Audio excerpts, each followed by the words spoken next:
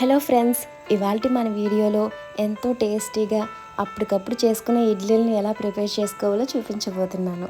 అలాగే పాతకాలం నాటి పద్ధతిలో పచ్చడిని ఎంతో రుచిగా ఎలా చేసుకోవాలో చూపించబోతున్నాను. ఇడ్లీలోకే కాదండి, వేడి వేడి అన్నంలోకి కూడా ఈ రుచికరమైన పచ్చడి మీకు డెఫినెట్గా నచ్చుతుంది.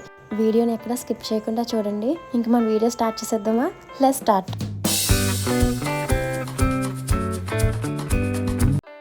ముందుగా ఇక్కడ నేను ఇడ్లీ నూకను తీసుకుంటున్నానండి. మనం ఇడ్లీ కోసం పప్పును నానబెట్టుకునేటప్పుడు ఇడ్లీ నూకను కలుపుకుంటాం కదా, ఆ నూకను తీసుకుంటున్నాను. నేను 1 కప్పు ఇడ్లీ నూకను తీసుకున్నాను.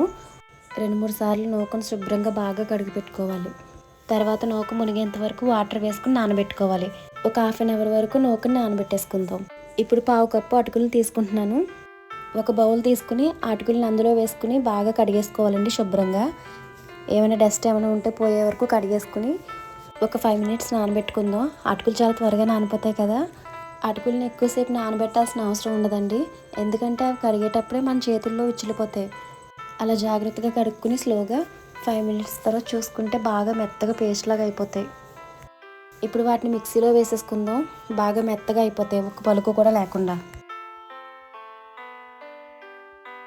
చూస్తున్నారు కదా, ఆ విధంగా పేస్ట్లా చేసేసుకోవాలి.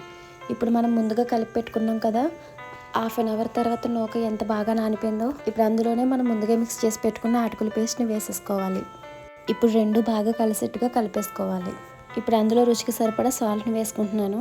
అలాగే కొద్దిగా బేకింగ్ సోడా, కొద్దిగా వాటర్ వేసుకుంటూ బాగా కలిపేసుకోవాలి. మొత్తం అంతా ఉండలు లేకుండా బాగా కలుపుకోవాలి. పిండి బాగా గట్టిగా అనిపిస్తే కొద్దిగా వాటర్ వేసుకుంటూ కలుపుకోవాలి. ఇడ్లీల కన్సిస్టెన్సీలో కలుపుకుంటే సరిపోతుంది. చూసారు కదా, ఆ విధంగా పిండిని కలుపుకొని ఇడ్లీలు వేసేసుకోవడమే. ఇప్పుడు పిండి వైట్ కలర్లో ఉంది కదా, ఇడ్లీ మొత్తం కంప్లీట్గా అయిపోయాక లైట్ ఎల్లో కలర్లో చాలా బ్యూటిఫుల్గా ఉంటాయండి ఇడ్లీలు. నాకైతే చాలా కలర్ఫుల్గా అనిపించినాయి. పిండి మొత్తం ఇడ్లీ ప్లేట్లో వేసేసుకున్నాం కదా. ఇప్పుడు స్టవ్ ఆన్ చేసి ఇడ్లీ పాత్ర పెట్టేసుకుందాం. ఇడ్లీ ఉడికేలోపు చట్నీని ప్రిపేర్ చేసేసుకుందాం. ఇడ్లీని పక్క స్టవ్ మీద ఉడికించుకుందాం. ఇప్పుడు ఒక ప్యాన్ పెట్టుకుని అందులో 2 టేబుల్ స్పూన్స్ ఆయిల్ని వేసుకుంటున్నాను. ఆయిల్ కొంచెం హీట్ అయ్యాక అందులో వెల్లుల్లి రెక్కలను వేసుకుని వేయించుకోవాలి. ఇప్పుడు అందులో కొన్ని ధనియాలను వేసుకుంటున్నాను. ధనియాలని కూడా కొంతసేపు బాగా వేయించుకోవాలి. ఇప్పుడు అందులో కొద్దిగా జీలకర్రను వేసుకుంటున్నాను. కొన్ని ఎండుమిర్చిని వేసుకుని ఫ్రై చేసుకోవాలి. చాలామంది పండుమిర్చి వేసుకుని ఫ్రై చేసుకుంటారు. ఇక్కడ మనం ఎండుమిర్చిని వేసుకుని పచ్చడి చేస్తున్నాం. అందరూ పండుమిర్చితోనే ఎక్కువగా పచ్చడి చేస్తూ ఉంటారు, కానీ పాతకాలంలో మాత్రం ఎండుమిర్చితోనే ఇలా పచ్చడి చేసేవారు. చాలా టేస్టీగా ఉంటుంది, మీకు తప్పకుండా నచ్చుతుంది. ఇప్పుడు అవి బాగా చల్లారాక ఒక బౌల్లోకి తీసేసుకోవాలి. ఇప్పుడు వాటిని సందిగాల మీద వేసుకుని బాగా నూరుకోవాలి. ఇప్పుడు అందులోనే కొద్దిగా చింతపండు, రుచికి సరిపడా ఉప్పును వేసుకుని బాగా నూరుకోవడమే. ఈ పచ్చడి నేను మా నాన్నమ్మగారి దగ్గర నేర్చుకున్నానండి. చాలా రుచిగా చేసేవారు ఆవిడ. ఈరోజు ఏం కూర వండుకున్నామంటే పచ్చడి చేసుకున్నాను అనేది. ఆవిడ మట్టికి ఎంత కొద్దిగా వండుకున్నా సరే ఆ కొంచెంలో కొంచెం మేమే తీసేసుకునే వాళ్ళం. అంత టేస్ట్గా ఉండేది పచ్చడి. మా అమ్మగారికి పచ్చడి అంటే చాలా ఇష్టం అండి.